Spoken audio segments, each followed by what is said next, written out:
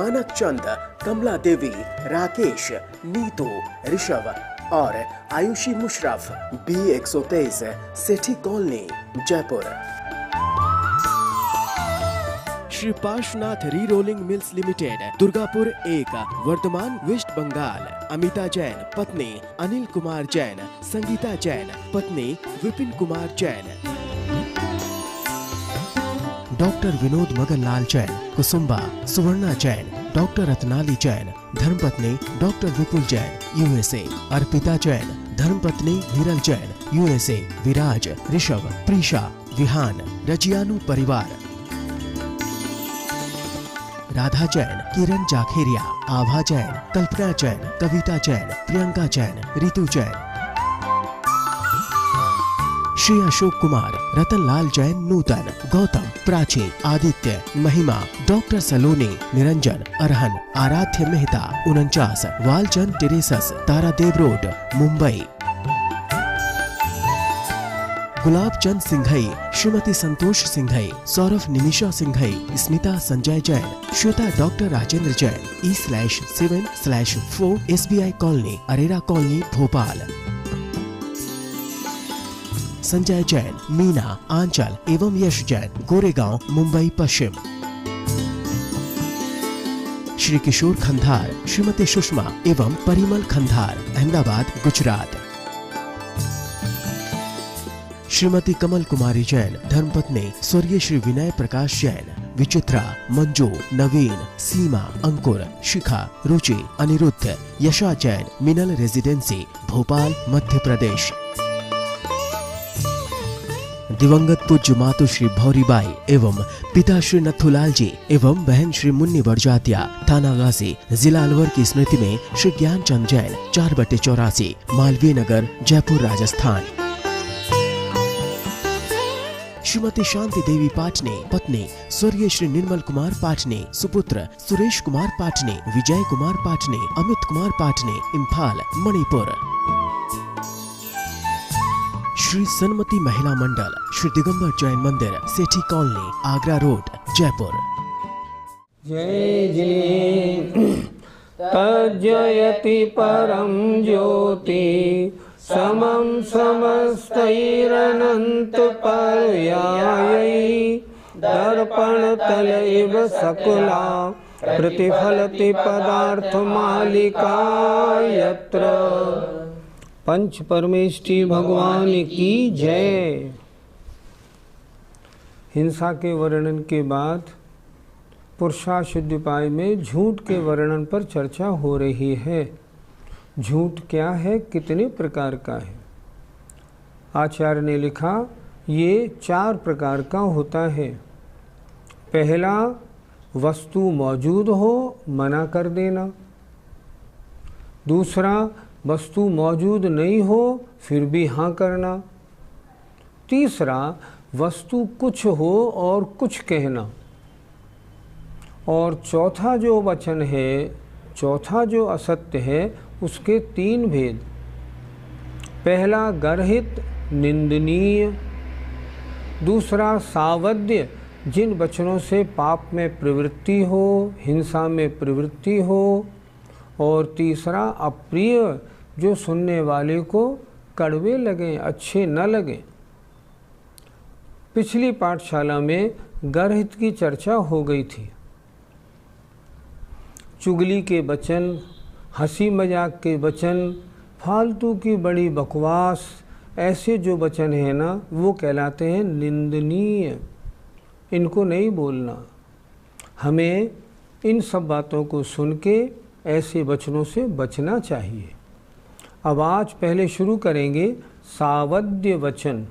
ऐसे वचन कौन से हैं जिनको बोलने से सामने वाले की पाप में प्रवृत्ति होती है? छेदन भेदन मारण कर्षण वाणिज्य चौर्य वचनादि तत्सावध्यम यस्मात् प्राणिबधाद्यः प्रवर्तन्ते। सावध्य वचन, ऐसे वचन जो वचन पाप में प्रवृत्ति कराएं, पाप सहित हों, काम के हैं, काम के हो या बेकाम के, काम के वचन भी हैं। अगर सामने वाले को पाप में प्रवृत्ति, हिंसा में प्रवृत्ति कराते हैं तो वे वचन काम के हों तो भी झूठ हैं। देखिए, छेदन, इसको छेदो, भेदन, इसको काटो, मारण, इसको मारो, कर्षण, इसे खोदो, खेती आदि करो, वाणिज्य, ऐसा व्यापार करो, चोरी ऐसे करो आदि वचन तत्व सावध्यम, वे पाप युक्त वचन हैं, सावध्य वचन हैं। यस्मात्, क्योंकि प्राणी वध आदि में ये प्रवृत्त करते हैं।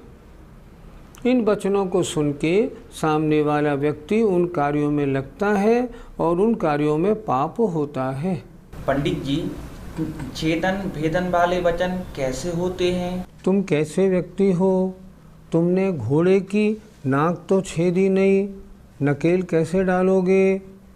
बैल में नकेल कैसे डालोगे? ऐसे नहीं, पहले इनको छेदो।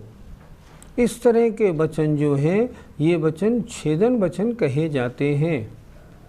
इनमें क्या दिक्कत है?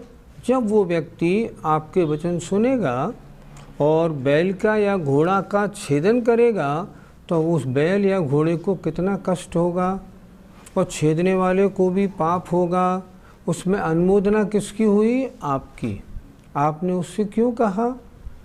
तो करना तो पड़ेगा, नहीं करना पड़ेगा बात अलग है, लेकिन आपके वचनों के कारण वो उस कार्य में लगा, इसलिए आपके वचन सावध्य अर्थात पाप कार्य में लगाने वाले वचन हैं। भेदन, भेदन माने काट दो, इसको ऐसे काटो, इसके हाथ काट दो, इसकी उंगलियां काट दो आदि वचन। पहले क्या होता था, घर में अगर महिला को मान लो टिंडे की सब्जी बनानी है और वो ये कह देती है ना, टिंडे काटो देर हो गई, तो काटने वाले को बड़ा पश्चाताप होता था, मैंने ऐसे वचन कैसे बोल दिए। हमने सुना आज भी जो रांची के उधर जो सराक जाति के लोग रहते हैं वो कभी काटो नहीं बोलते, वो कहते हैं हमारे परिवार की परंपरा है, हम बोलेंगे सब्जी बंधारो, सब्जी सुधारो, वो तो बोल देंगे, काटो नहीं बोलेंगे, क्योंकि काटना शब्द जो है बड़ा भयंकर मालूम पड़ता है। इसलिए छेदो या भेदो ऐसे वचन यद्यपि प्रयोजनीय हैं, फिर भी असत्य वचन कहे जाते हैं। पंडित जी, मारण और कर्षण के वचन कैसे होते हैं? कोई नौकर है, काम ढंग से नहीं करता, इसको 2 थप्पड़ मार तब ये काम करेगा। कोई बच्चा है, छात्रावास में है, नहीं पढ़ता, थप्पड़, इनको थप्पड़ लगाओ तब ये करेंगे, इनको दंड दो तब ये पढ़ेंगे। ऐसे वचन, ये मारने वाले वचन। देखो तुम्हारा घोड़ा ढंग से नहीं चल रहा, तांगे में आप बैठे हैं, घोड़ा धीरे चल रहा है, चाबुक तो कस के मार, तब तो चलेगा, नहीं चलेगा कैसे? और उसने चाबुक मारी, घोड़े को कष्ट हुआ, पाप आपको भी लगा। आपने उसे प्रेरित क्यों किया? अरे वो घोड़ा धीमे चल रहा था, धीमे तो चल रहा था, आपके प्रेरित करने से घोड़े को कष्ट हुआ, कष्ट होने में आपके वचन कार्यकारी हैं। इसलिए आपके वचन चाहे प्रयोजनीय हैं, फिर भी झूठ में गिने जाएंगे, क्योंकि पाप रूप प्रवृत्ति हुई। आप किसी के खेत में गए, वह जाके आपने देखा इसकी खेती ढंग से नहीं हो रही है, आपने उनसे कहा सुनो, पहले तो ऐसा करो, किनारे में जितने ये छोटे छोटे पौधे उगे आए हैं ना, इन सबको यहाँ से तोड़ के बाहर फेंको, फिर पानी ऐसे डालो, गुड़ाई ऐसे करो, बुवाई ऐसे किया करो, तुम्हें कुछ नहीं आता। इस तरह अगर आप उसको खोदना, काटना, इसको ठीक करना सिखा रहे हैं, तो आपके वचन चाहे उसके लिए प्रयोजनीय हो, फिर भी आपकी बात को लेके वो उन कार्यों में लगेगा, तो क्या होगा, उसमें आपके वचन कार्यकारी हुए। इसलिए आपके वचन कहे जाएंगे सावध्य वचन। ये वचन पाप वचन हैं और इसलिए चाहे कार्यकारी हो फिर भी झूठ में गिने जाएंगे। पंडित जी, यदि हमारे शिक्षक हमें चपत मारते हैं या फिर हमारे कान खींचते हैं तो उनको भी पाप लगता होगा। आपके साथ ऐसा होता है इसलिए आपने ये प्रश्न किया। सुनो, अगर तुम याद नहीं करोगे तो क्या करेंगे? तुमको प्यार करेंगे वो। और अगर तुम याद नहीं करते हो तो तुम्हें याद करने में कैसे लगाएंगे? उनके पास और इलाज भी क्या है। लेकिन एक बात ध्यान रखना, छेदन भेदन हो, मारण कर्षण हो, कुछ भी हो, सब में देखा जाता है अभिप्राय क्या है। अगर अभिप्राय राग द्वेष रूप है तो हिंसा है, अगर अभिप्राय राग द्वेष रूप नहीं है तो हिंसा नहीं है। दोनों बात अभिप्राय के अनुसार कार्य होता है। शिक्षक क्या चाहते हैं? ये विद्वान बने। तो विद्वान बनने के लिए अभी आपकी बचपन की उम्र है, इसलिए अगर शिक्षक या मान लो आपके माता पिता आपको थोड़ा कान नहीं खींचेंगे, चपत नहीं लगाएंगे तो आप पढ़ाई में लगेंगे कैसे? आपके नंबर आए 52%, मान लो 52% वाले को तो चपरासी भी गिरी नहीं मिलती आजकल। आजकल तो चपरासी के लिए भी 80% वाले लाइन में लगे रहते हैं। अब वो आपको कैसे डांटें? 52 से क्या होगा, थोड़ा आगे बढ़ो। इसके लिए वो खड़ा कर देते हैं, डांट लगाते हैं, चपत लगाते हैं, डंडा भी मार देते हैं। लेकिन अभिप्राय उनका है कि बच्चे में बुद्धिमत्ता बढ़े, इसलिए वो झूठ नहीं है, वो तो कार्यकारी सही वचन है। व्यापार और चोरी के वचन कैसे होते हैं? किसी को ऐसे व्यापार में लगाना जिस व्यापार में हिंसा रूप प्रवृत्ति हो। तुम्हारा काम नहीं चलता, मैं तुम्हें व्यापार बताऊं, चलो ऐसा करो, ऐसे ऐसे ऐसे करके इन कार्यों को करो। जैसे मान लो तुम एक आटा मिल खोल लो, एक तेल मिल खोल लो, तुम एक जूते की दुकान खोल लो, यहाँ नहीं है कोई अच्छी चीज़ है। तुम एक दवाई की दुकान खोल लो, ये अच्छा काम है। आप उसे व्यापार में प्रवृत्ति करा रहे हैं। आप व्यापार में प्रवृत्ति कराएंगे, वो जो काम करेगा उसमें जो हिंसा होगी आपकी अनुमोदना हो गई। तो क्या व्यापार के वचन न बोलें? व्यापार के वचन तो बोलो, पर ऐसे बोलो जो पाप कार्य वाला व्यापार ना हो। अच्छी बात तो ये है कोई पाप कार्य वाला व्यापार करता हो उसे समझाओ, भैया तुम्हारे व्यापार में बहुत हिंसा है, इस व्यापार को बदलो। ये है सत्य वचन। चोरी आदि के वचन हमने देखा, एक बार हम विदेश से लौट रहे थे तो हमने देखा एक सज्जन ये कह रहे थे, मैंने यहाँ से थोड़ी सोने की चीज़ें खरीदी हैं, अब जब निकलूँगा तो कस्टम वाले चेक करेंगे तब क्या होगा। तो एक सज्जन उनसे कह रहे थे, सुन, ये सोने का सामान खरीदा है ना, इसको अपने मोजे पहन रखे हैं ना, इन मोजों में डाल लेना। तो कस्टम ड्यूटी वाले कोई मोजे थोड़ी चेक करते हैं। ये चोरी के वचन हो गए। अगर कोई कहे टैक्स की चोरी कैसे करूं? सुनो, तुम्हारी ये चीज़ तो ऐसी है, अगर इसको बही खाते में ऐसा लिख दोगे ना टैक्स बच जाएगा, ऐसे बचा लिया करो। ये चोरी के वचन है। उसके लिए फ़ायदेमंद है, उसका प्रश्न नहीं उठ रहा। हमें ऐसा फ़ायदा नहीं चाहिए जो पाप रूप प्रवृत्ति करा के, गलत कार्य करा के और अर्थ का लाभ कराए। इसलिए ऐसे वचन बोलने योग्य नहीं। पंडित जी, ऐसे वचन तो घर गृहस्थी में बोलने ही पड़ते हैं, तो फिर क्या करें? जिसने सत्यानुव्रत लिया है, जो व्रती हो गया है, 2 प्रतिमाधारी है, वो तो बिल्कुल बोलेगा नहीं, अन्यथा उसके सत्यानुव्रत में दोष लगेगा। अब रही बात गृहस्थी वालों की, हमारी आपकी, तो इसका मतलब ऐसे जो शब्द हैं क्या इनके बिना काम नहीं चल सकता? आप सोचो, क्या इसके बिना काम नहीं चल सकता? हम लोग क्या करते हैं, बहुत सारे वचन तो फालतू बोलते हैं। मैं नहीं बोलता तो भी काम चल जाता, मैंने उसमें अपनी दादागिरी लगा दी और मैंने बोल दिया ये नहीं ऐसा कर ले। क्यों बोल दिया? अपने वचनों पर संयम रखें। वचन बोलने से पहले सोचें, मेरे वचनों से पाप में प्रवृत्ति तो नहीं होगी, नहीं तो झूठ का दोष लगेगा। पहले अगर आप सोच के नाप तोल के बोलेंगे ना, तो ऐसी गलती नहीं होगी। मानता हूँ गृहस्थी में ऐसे वचन बोले जाते हैं, लेकिन फिर भी जितना बचे उतना बचे। क्यों बोले? और जब भी बोले मीठा बोले और कम बोले। अगर कम बोलने की आदत आप डाल लेंगे, बहुत सारे झूठ से बच जाएंगे। पंडित जी, इन वचनों से झूठ पाप लगता है या हिंसा पाप लगता है?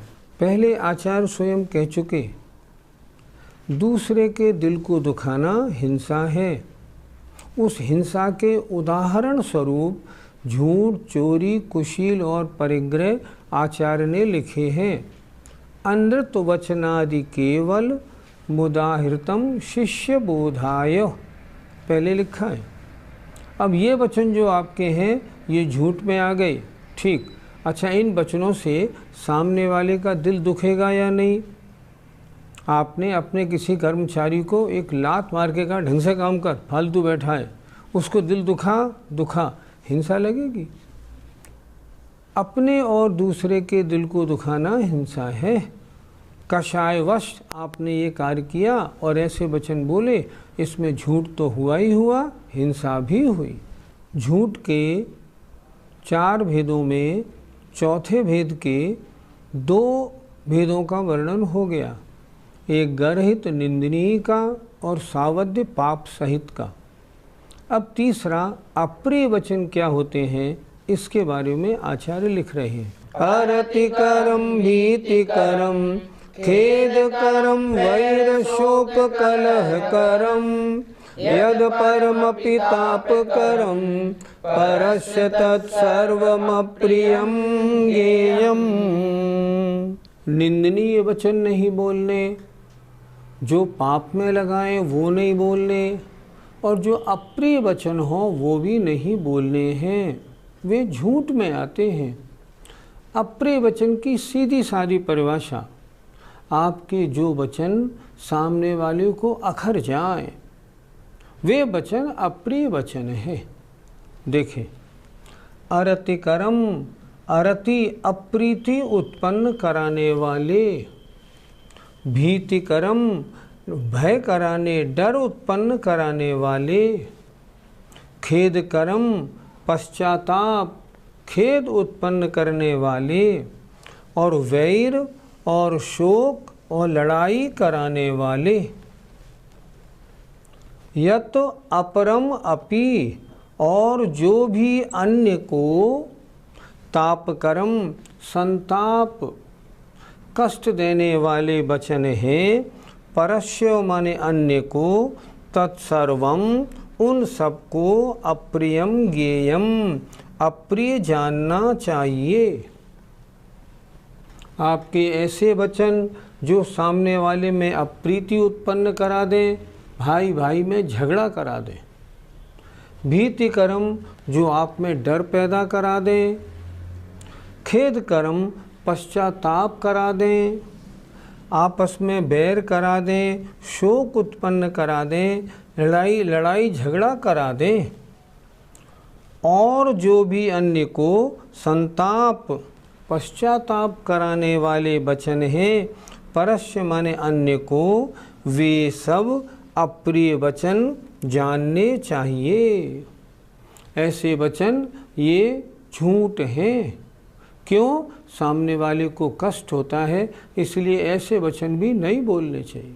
पंडित जी, शास्त्रकारों ने गलत कार्य करने वालों के लिए कड़े कड़े वचनों से डांट लगाई है, क्या उनका यह कार्य झूठ के अंतर्गत आएगा? शास्त्रों में ऐसे वचन देखने को मिलते हैं, जैसे जो रात्रि भोजन करेगा वो अगले जन्म में क्या बनेगा, ये बनेगा।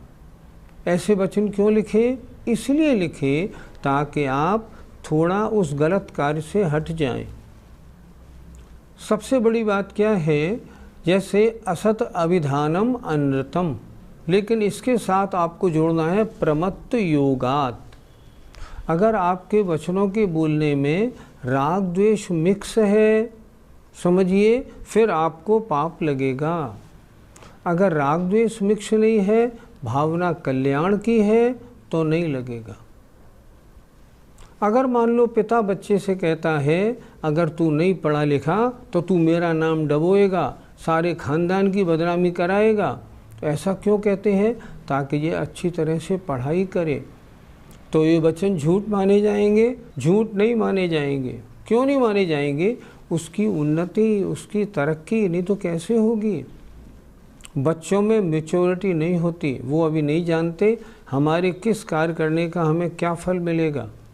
इसलिए ऐसे शब्दों से उनको डांट लगाना उनके हित के लिए है, राग द्वेष के कारण नहीं। इसलिए वो वचन झूठ में नहीं आएंगे, हैं अप्रिय जरूर, फिर भी झूठ में नहीं आएंगे। पंडित जी, डर पैदा करने वाले वचन कैसे होते हैं? जिससे सामने वाले में भय उत्पन्न हो जाए। आपने तो कह दिया छात्र से, मैं छात्र की बात इसलिए करता हूँ कि हमारा श्रवण संस्कृति संस्थान है, इसमें 170 बच्चे पढ़ते हैं और उनको पढ़ाने का कार्य हम लोगों का है। ये जो हो रहा है इस समय कक्षा का सारा हिसाब किताब, ये श्रवण संस्कृति संस्थान सांगानेर में हो रहा है। आप भी अगर अपने बच्चे को विद्वान बनाना चाहें, हमारे यहाँ भिजवाइए। तो मैं कह रहा था भीतिकरम, हमने किसी बच्चे से कह दिया तुम्हारे नंबर 52% आए हैं, समझो अगले साल तुम्हें यहाँ नहीं आने दूंगा, फिर तुम क्या करोगे? कहाँ रहोगे बताओ? सोचो, फ्री में रहते हो और फिर भी तुम पढ़ते नहीं हो मन लगा के। आपने तो उसमें डर पैदा करा दिया। अब बेचारा सोचेगा अब यहाँ मुझे अगले साल नहीं बुलाया तो फिर मैं कहाँ जाऊँगा। वो अच्छा वाला पढ़ता था, अब पढ़ने में उसका मन और भी ख़राब हो जाएगा। इसलिए ऐसे डर उत्पन्न करने वाले वचन बोलने की बजाय उसे अच्छी तरह समझा दें।